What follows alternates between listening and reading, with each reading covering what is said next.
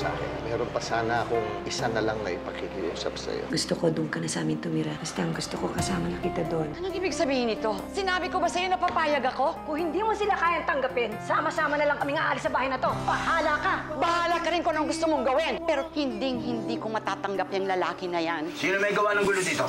Sila nag-umpisa. Naman ako gagawa ng gulo. Meron akong bail hearing. Sige, dalhin itong tatlo sa Bartolina. Ano, bahala kayo, Madaya. Alam mo na ang gagawin mo? Bukas. Pansamantala ka nang makakalaya. Pwede ka nang lumabas sa kulungan ngayon din. Nakalaya na rin ako.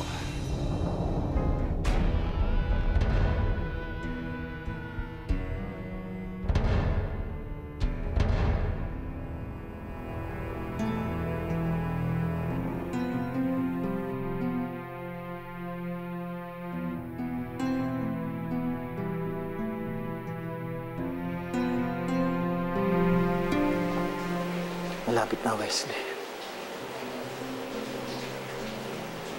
Malapit na tayong magsama lang.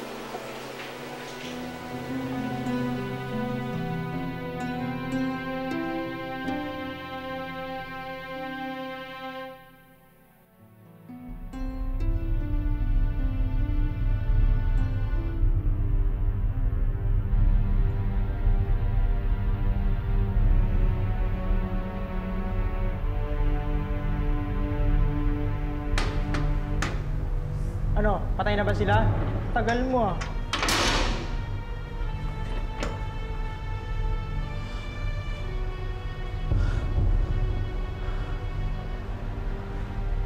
Pakanaban ni Roman ito.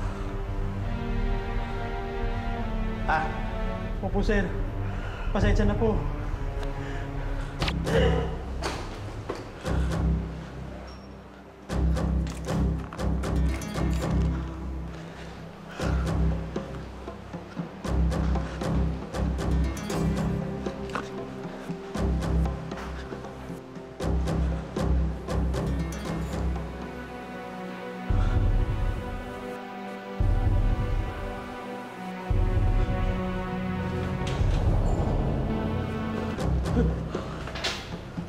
Sir? Sir Amadeo? kasabot ka. Saan po? Sir, Pasensya ka na.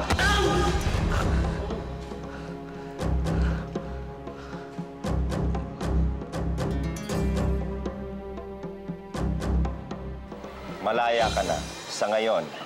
Pero tandaan mo, temporary lang ang kalayaan mong ito. Kailangan mo pa rin mag-report sa bail officer mo. Nakapiyansa ka kaya hindi ka pwedeng gumawa ng kahit ano na magpapabalik sa'yo dito sa kulungan. Alam ko na yun, Atty. Kaya lang bakit ang tagal? Ginagawa ko ang lahat para ma-delay ang kaso mo. At dahil nawawala yung logbook na siyang pangunahing ebidensya laban sa'yo, sa palagay ko mukhang hindi ka na babalik dito sa kulungan. Salamat naman. Hindi ko nga pala nasabi sa mama mo na yung naging resulta ng bail hearing kanina, kaya hindi nila alam na lalabas ka ngayon. Gusto mo bang tawagan ko sila? Huwag na. Gusto ko silang sapisahin. Gusto kong dumalaw sa anak ko. Ngayon na. Roman, ikinululungkot ko nga pala ang nangyari sa anak mo. Ako rin ang inassign ng mama mo para hawakan ang kaso ni Louie. Medyo mahirap ipanalo ang kaso ni Louie kasi nandun mismo ang mga pulis nung ipagtapat niya ang totoong nangyari. At meron silang witness. Si Martin Caballero. Martin Caballero. Talagang tinik sa dibdib ko. Taong yun. Ginagawa ko ang lahat para sa kaso ng anak mo. Sa ngayon, mukhang hindi mo nauusad yun habang na-hospital siya. Pero siyempre, sana gumaling siya. Sana nga. Dahil kung hindi, Roman, mag-iingat ka sa mga kilos mo. Tandaan mo, hiram lang ang kalayaan mong ito. Minamatyagan ka ng mga pulis. alam ko na yan. Tayo na. Sir, gamit mo po. Baka makalimutan mo. Salamat. Sige.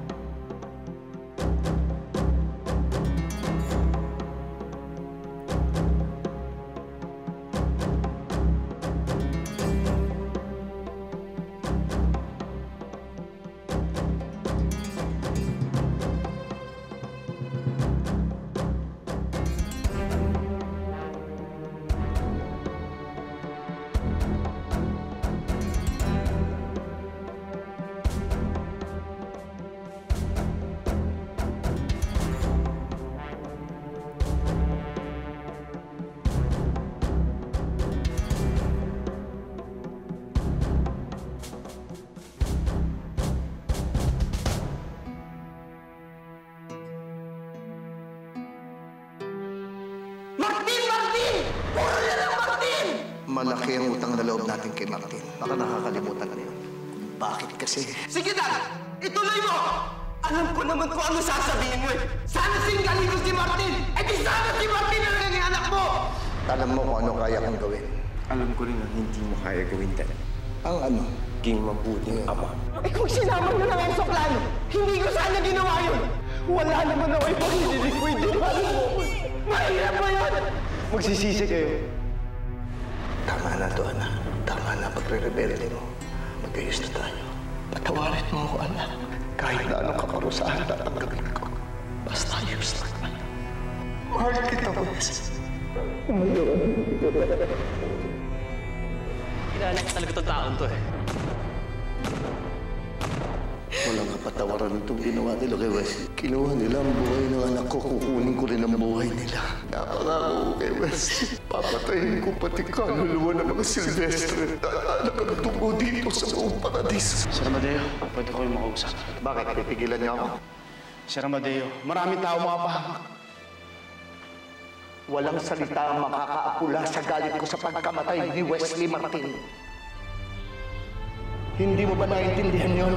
Oras na para ibalik ko si Roman at si Louie sa impyerno. Igaganti ko si Wesley sa pamamaraang nalalaman ko. Tumbak-baka na to. Sir, hindi ko kayo iwanan. Kaya ko na to. Ano? Totoong gera na to! Susin na natin sila!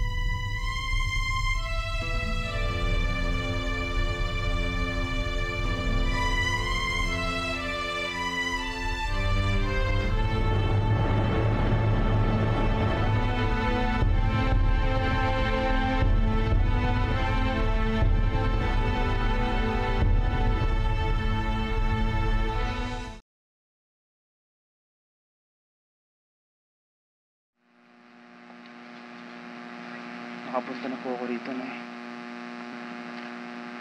Ito ang libingan ng iyong ama, Martin. Ni hindi ko man lang siya nabigyan ng disenteng libingan dahil baka malaman ni Matroman. Pero madalas akong pumunta dito sa gabi.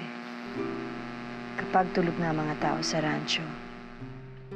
Para kahit sandali, pakiramdam ko nakakasama ko siya.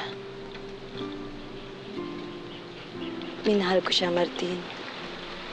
At kahit kailan, hindi siya napalitan ni Roman sa puso ko. Emilio, andito na si Martin. Nandito na ang anak natin. Magkakasama na tayo. At tulad ng pangako ko sa'yo, aalagaan at mamahalin ko ang ating anak na si Martin.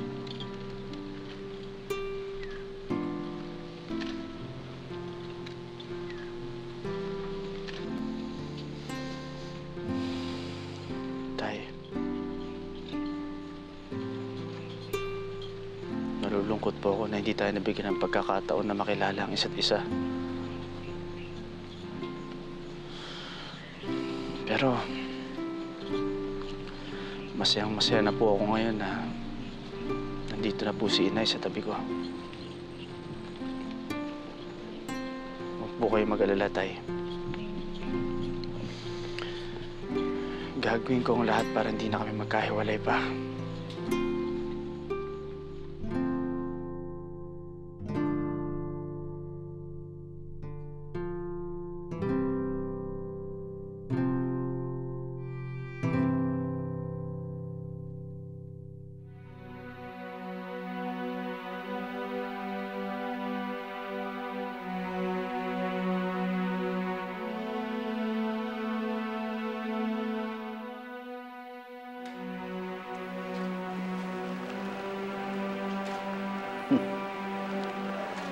Si Amadeo nga to.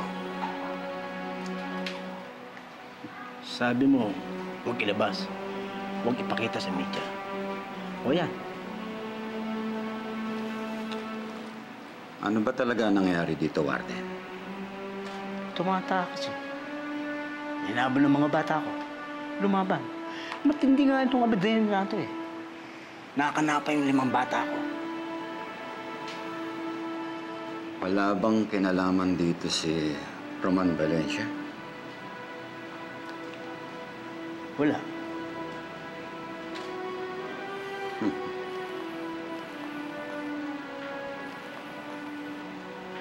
Nakahanap ka na rin ng katapat, Amadeo.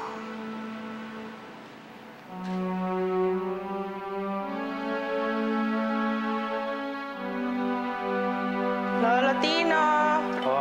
Mak, magmerienda muna kayo. Oh, mukhang kanina po kayo naglilinis dyan ah. Mag-juice ka muna. Sige po. Sama. Tumasal po. Lo, ano pang ginagawa niyo dito? Bakit kayo naglilinis? Ako naman. Ito at inaiya ko magmerienda. Mukhang kanina pa naglilinis. Di naman dapat maglinis. Mamaya na lang, Graciela. Sige ho, iwan ko muna ho dyan at may aasikasuhin lang po ako. Sige. Lo, sige na. Ako na po dyan. Huwag na. Hayaan mo na ako. Kayang-kaya ko ito. Isa pa, hindi ako sanay na nakikitira sa bahay ng may bahay na hindi tumutulong sa paggawa. Pero ikaw, Kuya Martin, pwedeng-pwede mong gawin yun.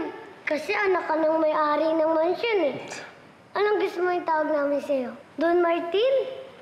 Kaya, Senyorito Martin. Ayos pa ba sa'yo yun, Kuya Martin? Ikaw talaga kahit kailan. Kulit mo, Makmak. Alam mo, wala pa rin nagbabago sa akin. Ako pa rin ang Kuya Martin mo. Pero ngayon lang, sinuwerte tayo. Nakatira na tayo sa malaking bahay. Di ba? Opo. Lo, alam niyo po, napakasaya ko ngayon. Dahil nakasama ko na si Ma'am Mara. Si Inay pala. Alam niyo, dati pa parang napakagaan na ng loob ko sa kanya. Akalain mo, totoo ko pala siyang nanay. Martin, ako rin natutuwa na magkasama na kayo ng inay mo. Kaya lang aaminin ko sa iyo, hindi ako komportable sa mansyon na ito eh. Basta ako, Kuya Martin, komportable ako dito. Ang lambot kaya ng kama at ang sasarap pa ng pagkain. Sana dito na lang tayo habang buhay at huwag na tayo umalis. Anong ginagawa niyo rito? Ha? Ano kayong mga hampas na ginagawa niyo rito sa pamamahay ko? Ha? Ako ba, Martin, hinahamon mo? Ha? Ano ba ikaw ang dahilan kung bakit sa ospital? Roman! Roman! Ano? Ano? Huwag mo siya sasaktan! Bakit hindi? Yan tarantado yan may dahilan kung bakit nasa ospital ang ating anak. Nakakoma. Si Louie nakakoma dahil sa kanya. Bakit hindi? Nating huwag mo siya sasaktan! Anak ko si Martin! Anak ko si Martin! Anak namin ni Emilio! Buntis na ako nung dapat paalis kami. Buntis na ako sa kanya nung patayin mo si Emilio.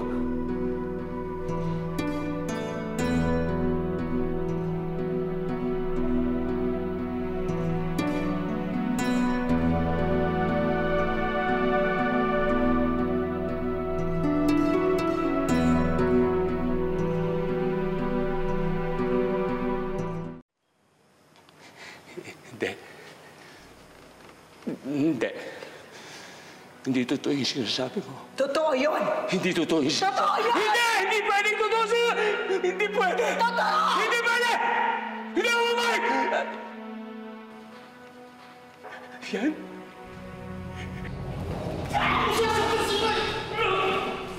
Bitawan mo ka na! Hayop ka naman! Bitawan mo ka na!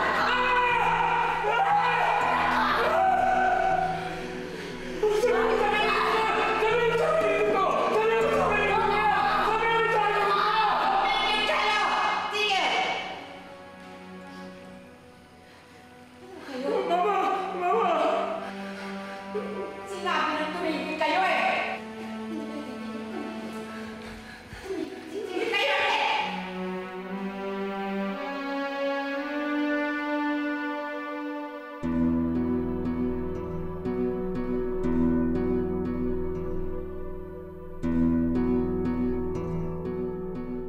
Oo naman, Margaret. Sasagutin nila ang travel expenses mo. Pati na rin kung kailangan mo magstay doon para sa kaso. Tatanungin ko talaga ng malaking utang na loob sa'yo kung tatanggapin mo ang kasong to. Hindi pa rin naman ako bibitaw eh. Tutulungan pa rin kita. Hindi ko lang talaga kayang magpunta-punta pa doon. Oo. Salamat, Margaret. Ikaw talaga pinili ko dahil alam kong magaling ka.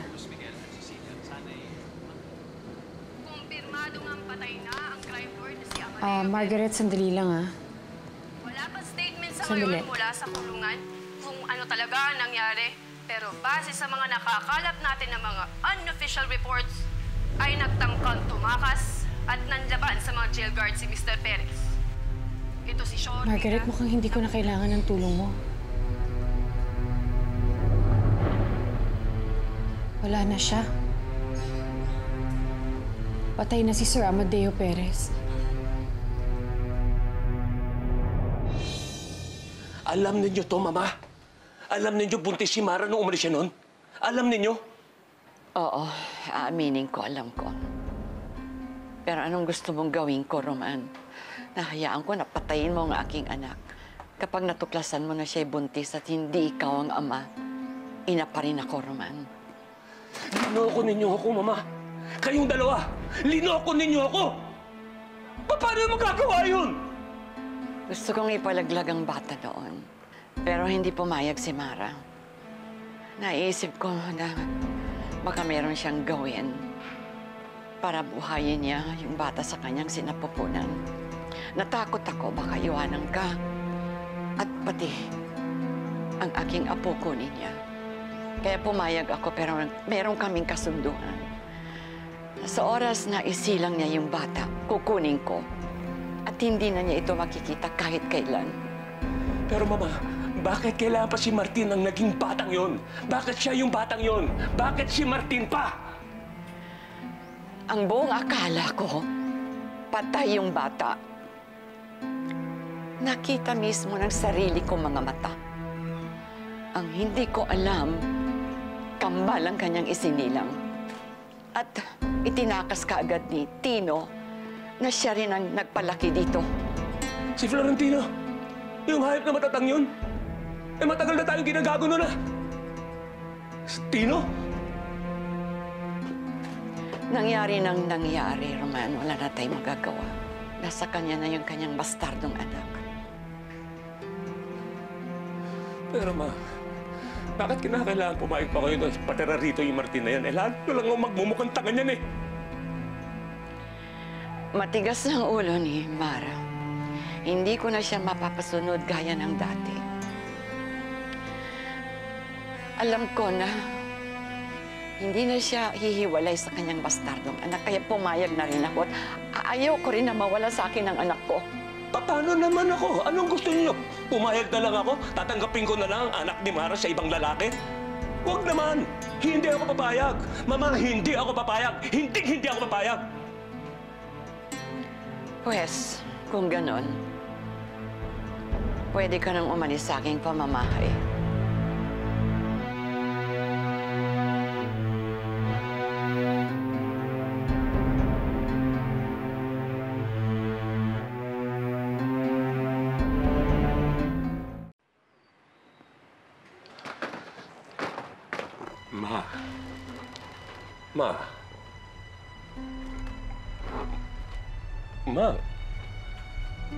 Naiintindihan kita, Roman.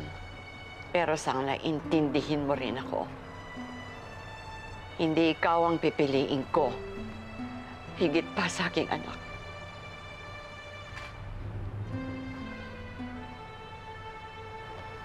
Pagsisisihan niyo to, Mama. Pagsisisihan niyo to.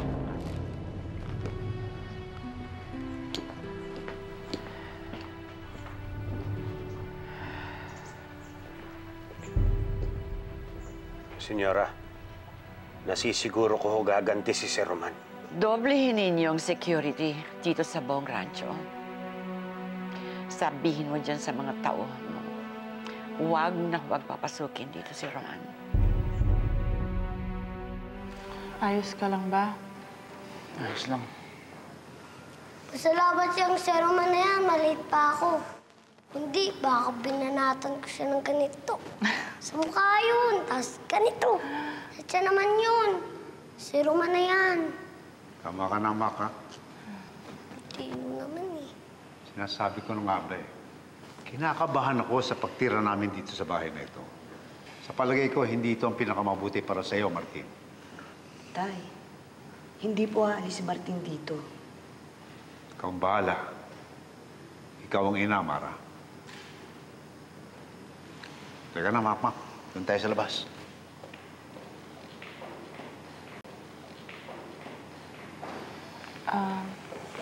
Akyat lang muna ho ako. Akyat lang ako.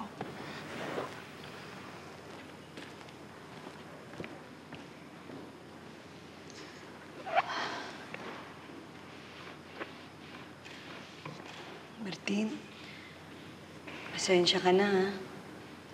Dahil sa akin, nadamay ka pa sa gulo namin. Nay, hindi po ako papayag na may mananakit sa inyo. Lalong-lalo ng lalaking yun. Eh, dapat nga ako nagtatanggol sa'yo dahil ako ang nanay mo. Sa ngayon, ikaw pa nagtanggol sa akin. Nay, sapat na po sa akin na pininindigan niyo ako bilang anak ninyo sa kabila ng lahat. Na dapat noon ko pa ginawa na sana mahabang oras pa ang pagsasama natin. Importante po magkasama na tayo ngayon. At marami tayong pagkasamahan pa. Martin, nangako ako sa'yo. Hindi na tayo magkakahiwalay. Natutuparin ko ang pangakong yun. Habang nandito ako, habang nabubuhay ako, hindi ka na mag-iisa muli. Martin, mahal na mahal kita. Mahal na mahal kita, anak.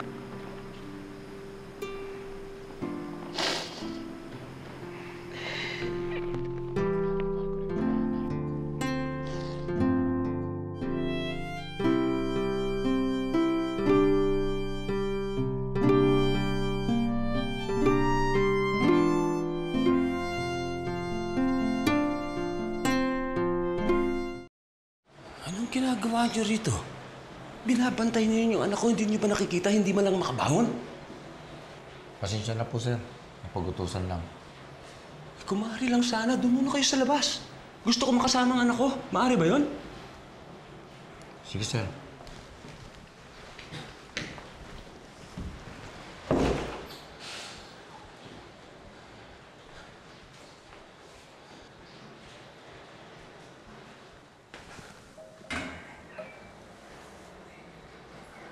Mga walang hiya talaga sila. Pagkatapos silang gawin ito sa'yo, anong ginagawa nila ngayon? Nandun sa mansyon. Nagpapakasaya. Hindi ako papayag. Hindi ako papayag na basta-basta lang ako palalayasin doon. Buong buhay ko binigay ko sa Rancho Paradiso. Hindi ako papayag na mapupunta lang kung sino-sino. Sa'yo ang lupang yan. Louie, sa'yo ang Rancho Paradiso. Gaganti ako. Gaganti tayo, Louie.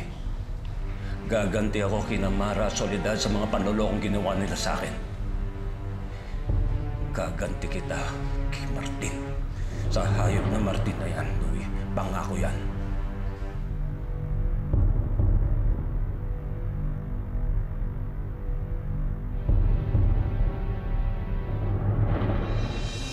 Gusto ko po isama si Martin sa rodeo. Gusto ko po siyang makilala bilang anak ko. Kapag pinilit mo na isama yung kriminal na yan, hindi ako pupunta! May kailangan ka malaman. Si Sir Madeo, napatay sa kulungan. Gusto ko nga pumunta ron. Sasama ako. Sasama ako. Hindi mo kailangan sumama. May dahilan ba kung bakit ayaw mo ko isama? Gusto ko akin ka lang. Iwan mo na si Lailani. Hindi na kayo nakaupo sa unahan. Sinong tinutukoy mo? Yung bastardong anak ni Mara? Alam niyo, sir, ang balita ko nga, mamayang gabi, pakikilala si Martin bilang isang Silvestre. Graciela, iba na ngayon. Ayaw mo na ba sa akin? Yung ba talaga ang problema? O si Lailani? Martin, mahal mo ba si Lailani? Mahal mo ba si Lailani? Sabihin mo! Sa may kapal, makaping ka.